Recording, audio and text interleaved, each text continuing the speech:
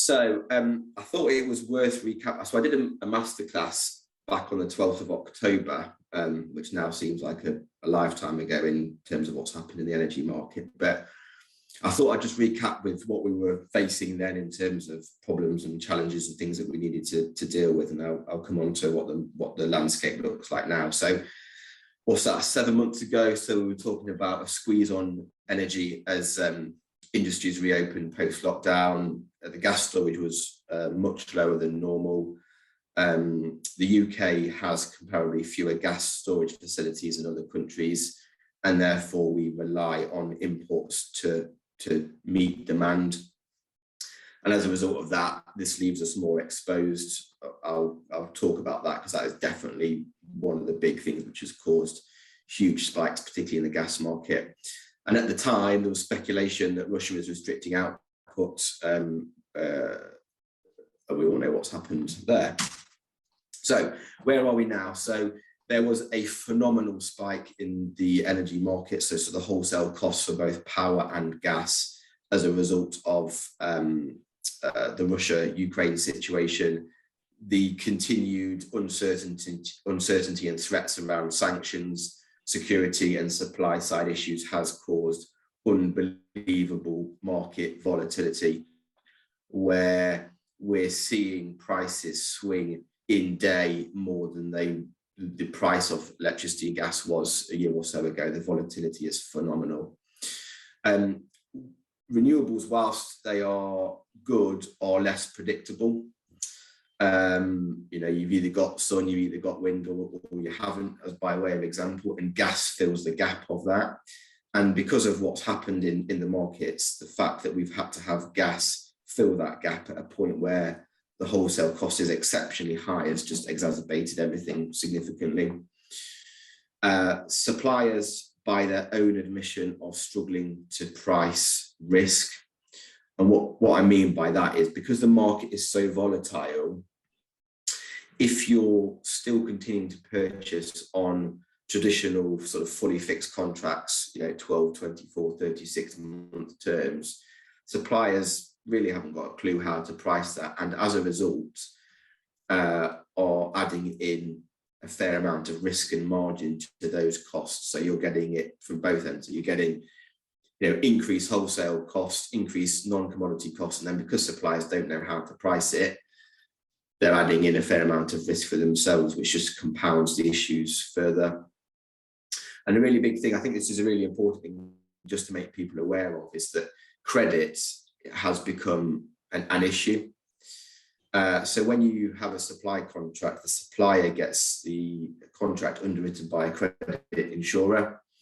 And if you just think about, if someone was previously paying £500,000 a year, they could now be paying £1.5 million a year.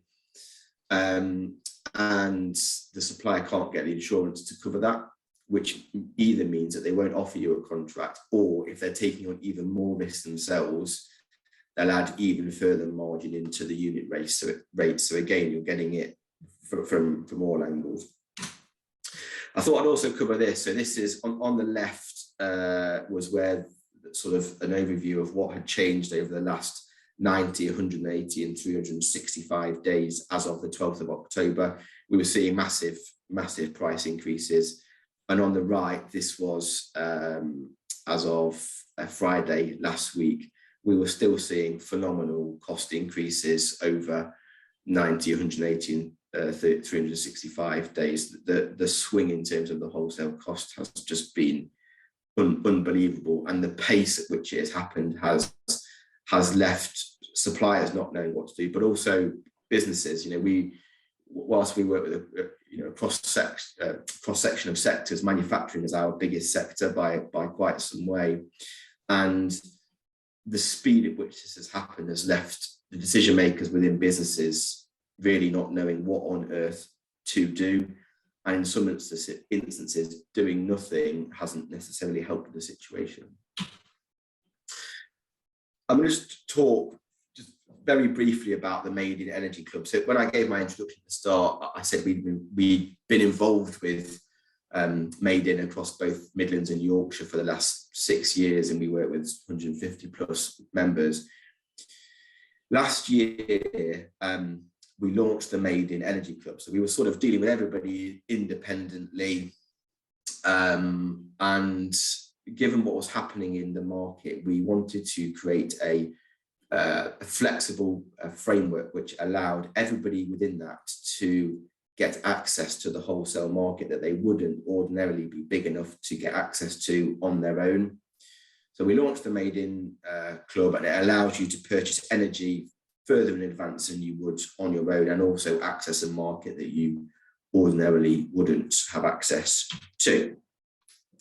So the idea of it is to be completely flexible. So it gives members the ability to have their own collective strategy or join the basket strategy. So, for example, you may have the same purchasing decisions as 50 other members within that group, or you might have your own purchasing strategy. For the vast majority of people, they'll let us manage it and make the same purchasing decisions across everybody who's in the portfolio. And the idea really is it's a long-term solution. So what we've seen is that some businesses still, regardless of our advice, tend to look at short-term contracts, and they only tend to do it regardless of what we might be saying, 3-6 months before that contract is due to start. And that, if that is still your approach, you sort of shot yourself in the foot. And we're trying to educate people that taking a short-term view now, it is not necessarily a sensible thing to be doing. You need to think about, what's our risk and exposure long-term. I think you probably gathered that, that energy contracts are now having a much larger impact on overall business costs as a percentage of that, and things which in some instances might not have been big decisions, historically, are now very big decisions for the business, because the percentage increase and pounds and pence increase is, in some instances, for some businesses, the difference between being in business or not, if we're being pretty blunt about it. So linked to that, so buying all of your energy at one time is quite a risky strategy, really. It leaves you exposed to the short-term market volatility. And a long-term solution gives you the ability to make multiple purchases over time. So you're building a price over time, as opposed to just trying to find one day where the market looks good, not just for that day, but also if you're doing a 3-year contract, for example, that the whole, what we call the forward curve, so the period of time you're contracting for, looks attractive. In our view, and our recommendation to clients is certainly that those days are long behind us, that they're dead and buried. It's impossible to do. The market is moving way too quick if you're still purchasing within that framework. This is an example of, so this is for a contract which would be due to start for electricity, so the 1st of October 2022. I've chosen October because October's typically the most common contract end date in the market. The top graph sort of shows you what has happened. The more interesting one, the one I want to focus on, is the bottom graph. And what this represents is, so for October, there's a price for energy. There's November, there's a price for energy, December. And this bar represents the spread of prices, so the prices that have ever been for that delivery of that month. And the spread is massive. So the lowest you could have bought for October is down here. The highest is up here. And what this line represents, so the solid line running through it, is where the current forward curve is. So what that means is, as of when this was put together on, actually it was yesterday, this line shows where the current prices are within that spread. So what you'll see, the interesting thing really for me is, so if you look at April 23 on, the current curve is pretty much at the top of the spread.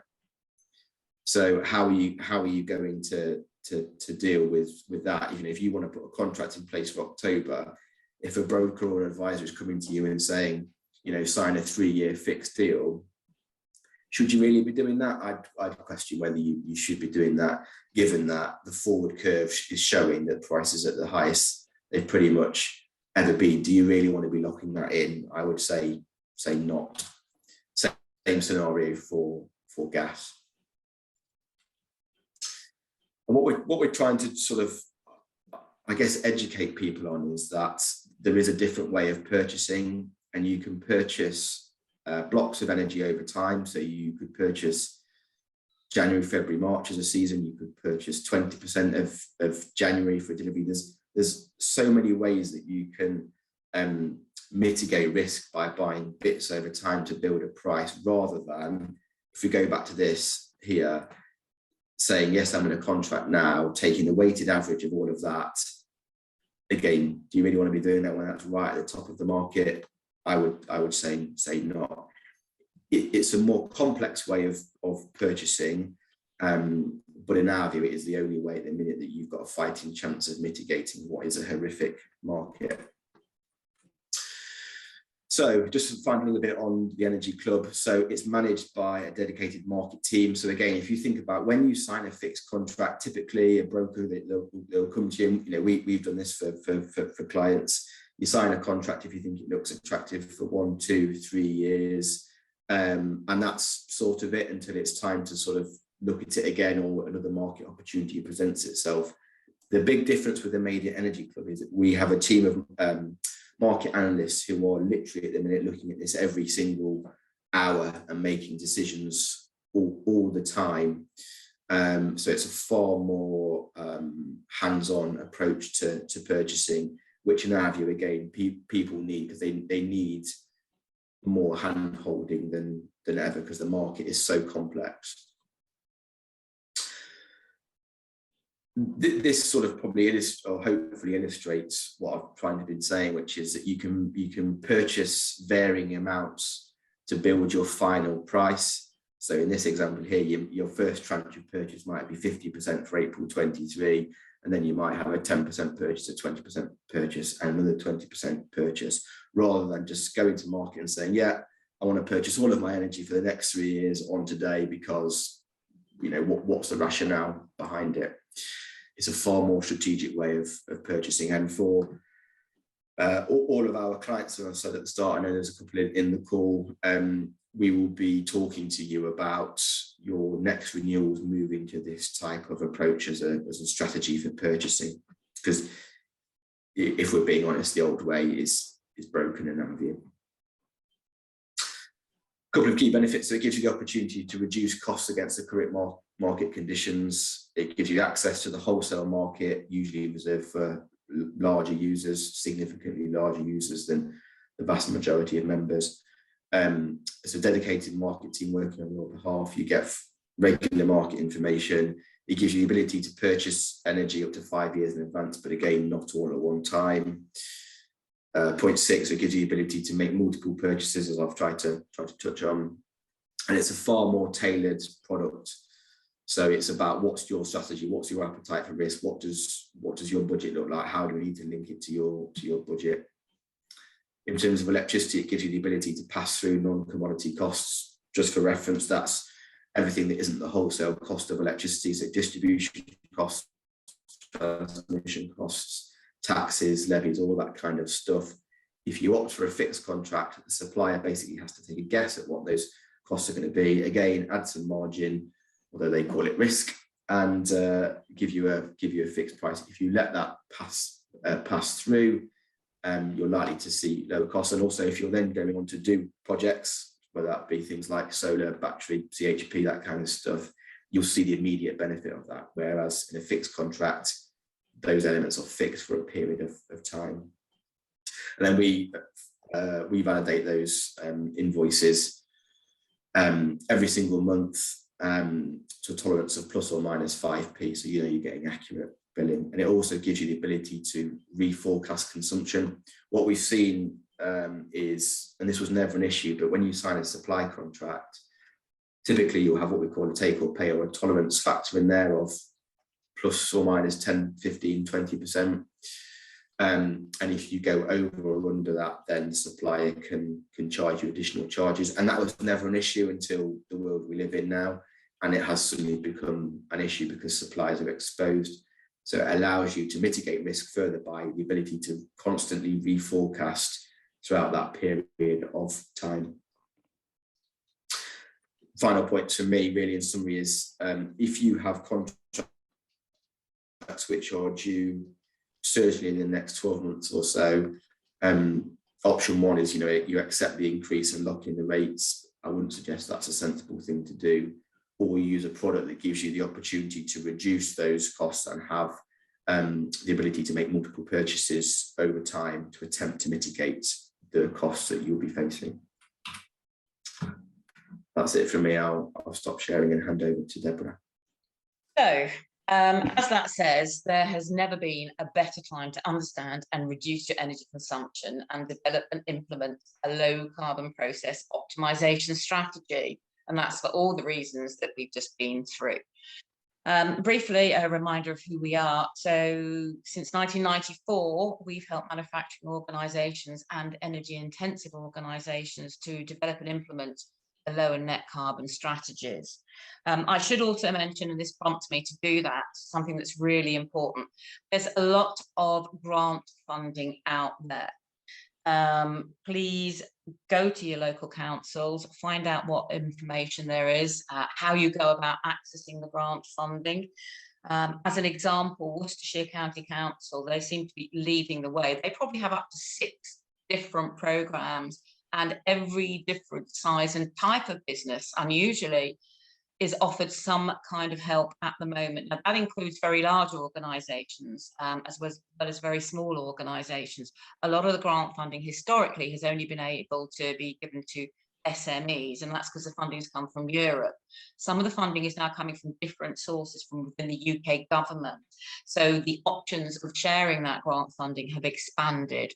So please do go to your local councils if you're thinking that you need some additional support, or you need help to start your journey, you've got projects in mind, then there may well be grant funding available to you. And we work alongside many different regional county councils, and that's because we've been going a long time. We're not jumping on any net zero bandwagon. We know what we're doing, and as such, we've become the expert advisor to a lot of regional councils for their decarbonisation. As I say, Worcestershire County Council is a prime example of the different types of projects that are available for business, specifically for business. Replicating really information that Liam has shown us, so I won't dwell too much on that, but that's basically telling us about the costs and demand for energy, and how these have rapidly increased over the last, especially the last 6 months or so. As I mentioned just a few minutes ago, the way to do this, the way to actually look at how you can minimise the amount of energy that you need, is to start analysing your data consumption. And we can do that as an organisation, and I'm not actually here trying to promote what we do. I'm trying to advise about the different types of tools that are available out there to help you manage and reduce your energy consumption. And at the very highest level, what we use is our own tool. It's bespoke to us, called EnviroTrack. And this looks at the total consumption of a business over various periods of time. And we have permission to share this particular next screen and the next couple of screens actually through one of our clients. So this looks particularly complicated. In essence, what we're talking about is the brighter colours, the oranges and the yellows, are looking at energy consumption and how and when it's used. So over time, you can build a picture of where you are using the most energy. And what this particular slide shows is the difference in energy consumption. And I'm afraid you'd have to take our word for it that the actually productivity of the business had increased rather than decreased. It's nothing to do with them producing less. It's to do with them understanding how they can use less energy to remain productive and do everything that they need to do within the business. I'm just showing you these as examples of different types of interpretation of data that something like an EnviroTrack product can give you. Now, this one was really surprising because when we started looking at this, although this spans an entire year coming into 2022, a Muller in Redditch doesn't actually work on a Sunday. Slightly weird then that 9% of its total energy use was on a Sunday. So we tried to understand what was happening. As we identified what was happening, you can see that from this particular graph, the energy consumption fell once we realized what was causing the use of energy at a time when the business was closed. Now, that's individual to any business. It could be that someone's going in and starting up machinery on a Sunday so that it's ready to work on a Monday, which may be unnecessary. There are lots of different reasons. Could be that the security staff are doing all sorts of strange things over the weekend and using energy. But what this does is help you look at different patterns and trends of your overall energy consumption. We then move on to different types of tools that we can use. So we have a tool called Sea Change, and we've had this for many years. It's bespoke to us, and it is our online automated energy monitoring and targeting system. And that's a phrase that you'll probably hear quite a lot when businesses start looking at how they manage and how they understand their energy consumption. And this uses half-hourly data from fixed meter points, and there's a dashboard, and you can actually see what's happening on whatever machinery, whatever systems, whatever production equipment you want, whether it's your main machinery or ancillary equipment, and it helps you understand in very straightforward reports. There's also alarms built into the system, so if something stops working or it goes over a preset energy consumption mode, then this alerts you. And both this and CFAR, which is another analytical product that we use, a tool that we use, can be used on your phone, smart screen, whatever. CFAR is our carbon footprinting accounting and reporting software, as it says. And this is for organisations that have to quantify their scopes 1, 2 and 3 greenhouse gas emissions. And that can be for clients, that can be throughout the supply chain. And these tools are very, very important in helping businesses plot their journey. Now, I'm not going to show any more graphs or automated updates, if you like, that you could see from these particular toolkit.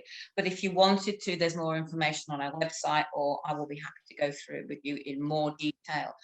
The point I'm making is that to make a difference and to understand your energy consumption and begin to reduce that, firstly, you are looking at understanding how and when within your business you are using energy. And then it's all about moving from that, is looking at sustainable sources of energy and looking at whether or not you could use your own. So, for example, solar panels, wind. There's lots of different and becoming more cost-effective ways of organisations to produce part or all of their own energy requirements. So this whole package is about a journey over a period of time. And as I said earlier, there is no magic wand, which there was.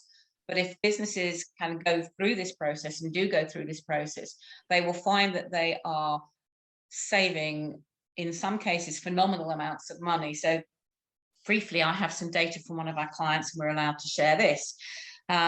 So they are a plastics organisation, and they have saved the equivalent of 700 tonnes of carbon in the last 2 years whilst working with us, which is a cost saving at today's prices, well, actually at older prices, of £470,000. To do that, they've had access, and we've helped them access £140,000 of grant funding. So it is possible, and it's possible for large organisations, it's possible for smaller organisations to actually start analysing and measuring and reducing the amount of energy that they actually need to reduce costs in another way, rather than buying energy and trying to find cheaper prices. It's a whole package, which is why Liam and I are doing this together, to try and suggest ways that businesses can move forward and mitigate the costs by understanding how it's possible to minimize the amount of energy they need, and also look at different kinds of sustainability when it comes to producing energy. Just something else that I wanted to share with you. So most people who are made in the Midlands are familiar with TWP manufacturing. They're very active members, Phil and Richard. One of the things that we do for our clients as well, and we think this is very, very important, because so many businesses are being asked to evidence. So moving away slightly from looking at the actual cost, but moving more towards what our business is doing in order to mitigate climate change and to mitigate how they are using energy. We are helping businesses put together sustainability documents, and this is built on, as you can see here. So this is all about the UN's 27 goals that they have, their sustainable development goals. And not all of them are relevant to every business, but if you are asked to show how you're moving forward by your clients and through your supply chain, then something like this, which is obviously going to change over time, because as you continue your journey, different things will have priorities, but this is something that we work very closely with our clients to produce on their behalf, so that everybody can understand how they are dealing with the challenges and the various different goals that the UN has set for manufacturing.